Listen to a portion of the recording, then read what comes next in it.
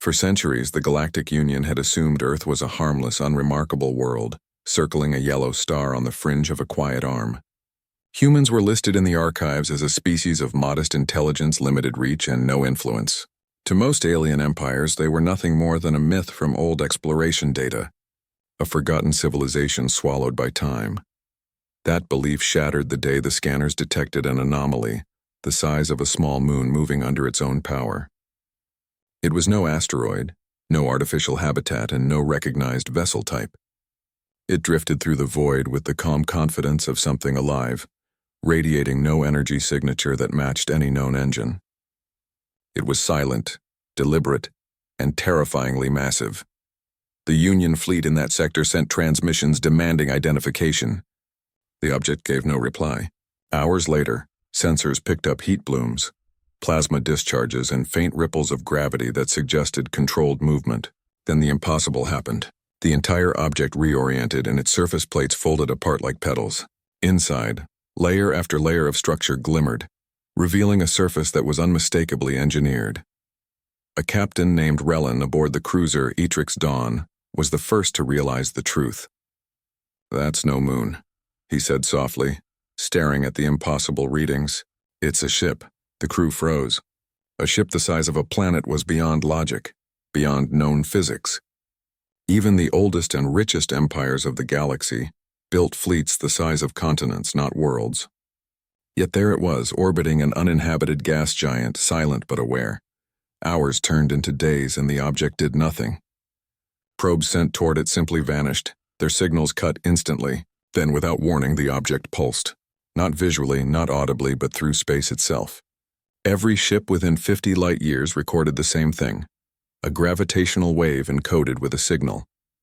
It was a message, one that said only 3 words: "Do not approach." The Union command debated for days. Some argued it was a lost relic, others feared it was a weapon, but curiosity always defeated caution.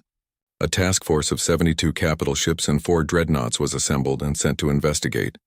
When they arrived, the object was gone. Only the gravity scars in the local fabric of space remained, like deep footprints pressed into the cosmos. Tracking the ripples, the fleet followed, hopping across systems. Then, as they entered the Vega expanse, they saw it again, this time joined by 2 others. 3 world-sized vessels moved in perfect formation. The fleet's admirals ordered a hail. This time, a response came through. The voice was calm, deep, and unmistakably human. "This region is under Terran protection. You will alter course and withdraw." The officers on the bridge exchanged confused looks. Terran. That word hadn't been heard in recorded galactic memory. A few historians remembered old records. Ancient explorers, a species that vanished after the collapse wars millennia ago. But how could they have survived, much less built something like this? The admirals refused to back down. They ordered an advance. The humans gave one final transmission. "You were warned." And then the sky burned. A flash of light brighter than any star filled the void. The leading dreadnought simply ceased to exist. Space folded and its hull compressed to a point before bursting into vapor. The fleet scattered in panic, shields flaring, sensors blind. The human ship didn't pursue. It simply turned, released a wave of static that disabled every sensor in range, and vanished into subspace with its companions. When news reached the Galactic Union, disbelief turned to fear. Worlds that had laughed at old Terran legends now studied every myth with trembling hands. Who were these humans? How had they survived the collapse? How could they build something so immense, so silent, so powerful? The Union dispatched hundreds of science teams to ancient archives, searching for records of pre-collapse Earth. The fragments painted a terrifying picture. Humanity, it seemed, had been preparing. Long before the collapse, their engineers theorized about Dyson-level constructs, artificial planets, and gravitational control. When the galactic network fell and civilizations burned, Earth had gone silent. Not destroyed, but withdrawn. They hadn't died out, they had hidden, and now it seemed they had returned. Months later, the galaxy received its first public transmission from them. It was broadcast through every known relay simultaneously, hijacking military and civilian channels alike. The voice was human, firm, but not hostile. "This is the Terran Confederation. We have remained in isolation for the preservation of peace. Your empires have grown arrogant, enslaving lesser species, destroying ecosystems, and waging endless wars. We will not stand by while you consume the stars. No threats, no demands. Just a statement. But the message sent panic through the Union. Every major power scrambled fleets, fortified borders, and declared emergency readiness. Yet in the months that followed, nothing happened. Trade resumed, border patrols returned to normal, and soon most believed the humans were bluffing. That illusion ended when the core Dominion invaded the neutral system of Lothis 9. The Dominion's fleet was unstoppable, 600 ships strong, including siege carriers and fusion bombers. The local defense force was crushed in hours. The inhabitants sent desperate calls for aid, but the Union refused to intervene, bound by treaties and politics. The world burned, its oceans turned to steam, and then, just as the final resistance was about to fall, the stars flickered. Space itself darkened as something vast entered real space. A shadow eclipsed the system's sun, and for a moment day turned to night. The Dominion admiral shouted for scans, but there was no reading, no signature. Just mass, unfathomable, all-encompassing mass. The planet-sized ship descended into low orbit. Its hull gleamed like black glass, etched with faint lines of blue light that pulsed like veins. Every Dominion ship opened fire. The void filled with energy bolts, plasma streams, and missiles that could crack moons. The human ship didn't move. The attacks vanished upon contact, absorbed without trace. Then the ship responded.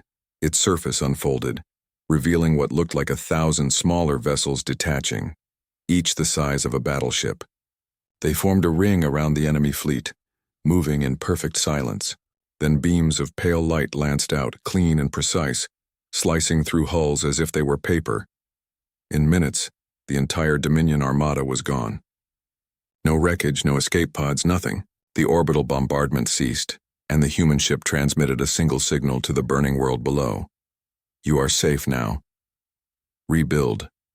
The transmission spread across the galaxy faster than light itself. Footage from scattered probes and civilian vessels revealed the full scale of what had happened. The humans had deployed a planet-sized warship, something beyond comprehension, and used it not for conquest, but defense. Suddenly, the myths of human compassion and fury seemed real again. Over the following years, reports of similar sightings emerged.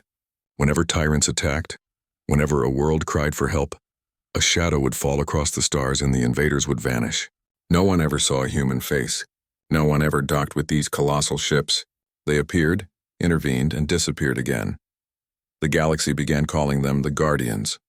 But the Union's high command didn't see them as saviors. They saw them as a threat to power. They began planning a joint strike, a coalition of every major fleet united under fear of extinction. It took decades, but eventually they found a clue. A faint trail of gravitic signatures leading toward a hidden system near the edge of known space. They called the operation Final Dawn. Over 2,000 ships jumped into that system at once. They expected a battle. What they found was a graveyard. Dozens of human megastructures drifted in silence. Vast rings, shattered planets, hollowed moons. The readings indicated ancient battles, weapons that had torn space-time itself. And in the center of it all was a single functioning world ship, its surface glowing faintly. The combined fleet approached cautiously. Then the human voice returned. You should not have come. The admirals ignored it. The planet-sized ship began to move. It didn't fire. Instead, it spoke again, softer this time. This is what we became to survive you. Do not force us to become monsters again. Moments later, every ship in the invasion fleet lost power. Engines went cold. Weapons shut down and communications went silent. The human vessel emitted a low vibration that rippled across the system. One by one, the invading ships turned themselves around, manually or otherwise, and jumped back to where they came from, as if compelled by unseen hands. Only one ship remained, a small corvette that had been too damaged to escape. Its captain, a young officer named Lauren, sent a final message. Why hide from us? Why build such terror if you wanted peace? The answer came quietly. Because peace must be defended. We learned that too late once. We will not repeat it. The corvette was gently pushed out of orbit by an invisible field, its systems restored. It limped home, carrying a message that would change history. In the years that followed, the Galactic Union began to change. Worlds freed from tyrants formed new alliances. Empires crumbled without human interference. The idea of the Guardians kept everyone in check, a silent force ensuring balance. But to some explorers, curiosity remained stronger than fear. One such expedition stumbled upon a world deep in the Perseus Rim, surrounded by faint energy readings. It looked like a normal planet. Oceans, forests, clouds, but when they probed deeper, they found metal beneath the crust. A hollow sphere